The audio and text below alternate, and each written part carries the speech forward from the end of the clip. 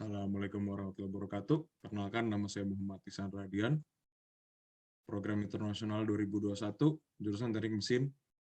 Di sini saya akan membuat video tentang syiar materi Islam dan kebangsaan Indonesia dan Islam, dukungan NKRI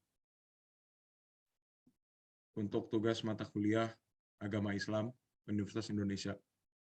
Oke, pertama, jadi hubungan Islam sebagai agama dan nasionalitas terus menjadi masalah bagi Indonesia.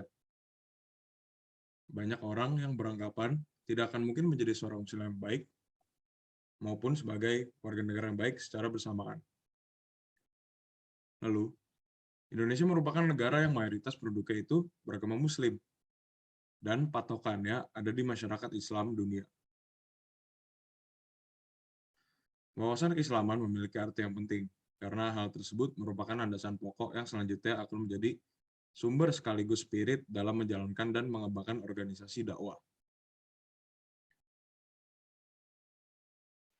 Lalu, relevansi konsep Islam dan kebangsaan memiliki perdebatan yang tidak ada habisnya. Sejak dahulu jauh sebelum Indonesia merdeka, hingga kini masih menjadi perbincangan.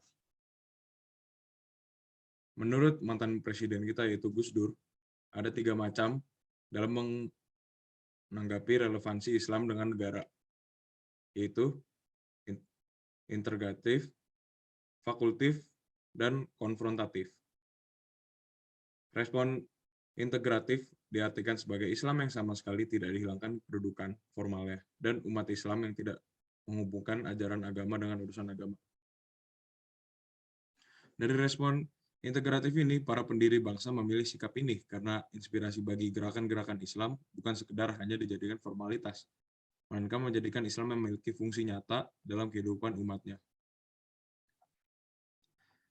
Pada dasarnya, Al-Quran menegaskan pada surat Al-Hujurat ayat 13, "Sungguh kami telah menciptakan kamu dari seorang laki-laki dan seorang perempuan. Kemudian kami jadikan kamu berbangsa-bangsa dan bersuku-suku agar kamu saling mengenal. Sesungguhnya yang paling mulia di antara kamu di sisi Allah ialah orang yang paling bertakwa."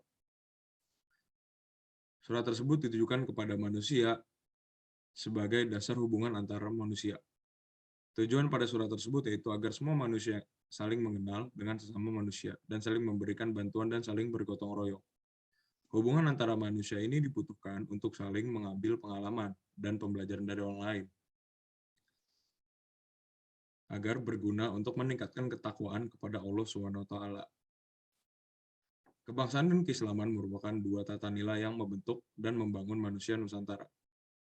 Maka, kita sebagai warga yang utuh bukan hanya memiliki persepsi kebangsaan yang kuat, tetapi tidak memiliki nilai agama. Juga bukan manusia yang memiliki pemahaman pada keagamaan yang kuat, tapi tidak mau tahu tentang keadaan bangsa. Seorang warga negara Indonesia yang kuat adalah mereka yang mencintai agamanya dengan tulus dan berikhtiar dan berkomitmen dalam membangun bangsanya dengan sepenuh hati. Nabi Muhammad SAW pada 15 abad yang lalu telah membantu sebuah negara yang berdasarkan konstitusi tamadun atau keberadaban. Inilah yang diambil oleh para ulama-ulama. Keberagaman agama dan budaya sesungguhnya merupakan modal bagi kita untuk membangun bangsa. Namun, jika keadaan ini tidak dikelola dengan baik, kemungkinan akan menimbulkan gesekan sosial, bahkan menjadikan ancaman bangsa dalam persatuan dan kesatuan. Seperti tindakan terorisme yang muncul akibat tindakan radikalisme, perkelahian antara suku. Lalu semakin tinggi kemajemukan, semakin besar pula risiko yang dimiliki, sehingga semakin tingginya pula bagi negara untuk membangun persatuan bagi bangsa Indonesia. Dalam kemajemukan dalam beragama, bukan hanya setiap orang harus mengakui keberagaman agama yang dianut umat manusia. Mereka yang tidak beragama pula harus mendapatkan tempat hidup di negeri ini. Agama merupakan cinta damai dan perbedaan merupakan cinta damai. Sebagaimana dalam surat Al-Baqarah ayat 256 dijelaskan bahwa tidak ada paksaan dalam menganut agama Islam. Sesungguhnya telah jelas perbedaan antara jalan yang benar dengan yang sesat.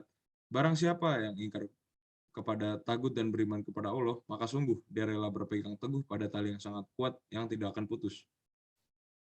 Tidak boleh dipaksakan bagi seseorang dipaksa dalam urusan beriman. Kemudian pada surat An-Nahl ayat 125 yang diartikan, "Serulah manusia kepada jalan Tuhanmu dengan hikmah dan pengajaran yang baik, dan berdebatlah dengan mereka dengan cara yang baik. Sesungguhnya Tuhanmu, dialah yang lebih mengetahui siapa yang sesat dari jalannya, dan dialah yang lebih mengetahui siapa yang mendapat petunjuk. Pada ayat tersebut dijelaskan bahwa agama Islam harus didakwah dengan cara ar-Rahman, dengan hasanah dan mujadalah. Bagaimana seorang masyarakat dan pemerintah di Indonesia ini haruslah menumbuhkan kerukunan beragama. Kerukunan antar umat beragama ini merupakan sebuah keadaan berhubungan antara umat beragama yang dilandasi dalam toleransi, saling pengertian, saling menghormati, dan kerjasama dalam kehidupan pada masyarakat. Ya, sekian video saya. Wassalamualaikum warahmatullahi wabarakatuh.